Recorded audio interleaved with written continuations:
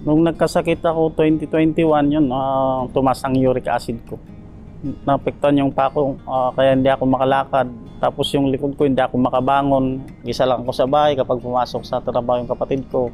Sabi ko, kapag nakalakad na ako ulit, diretso ko na talaga yung pag-church. Yun nga, nangyari nga. Kahit hindi pa ako makalakad doon na maayos, masakit pa yung pako, hindi pa masyadong magaling. Pinipili ko magsamba tuwing linggo. Binibigay ko yung best ko na magpuri kay God.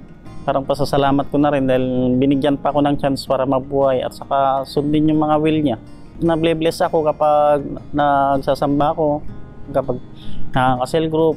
Dito kasi parang pamilya talagang dito sa Champions Community. Sumasama din po ako sa mission kasama mga kasamaan ko na tatay. Nagmi-mission kami sa may Dalumpinas at saka may Lingsat.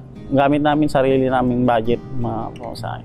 Inisip ko na para kay God naman, makakaya ko to.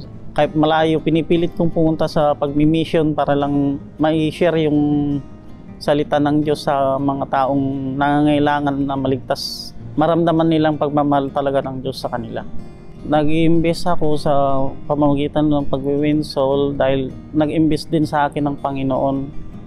Mayroon man ako physical disability pero patuloy pa rin ako nag-win soul dahil naniniwala ako na may reward sa akin ng Diyos.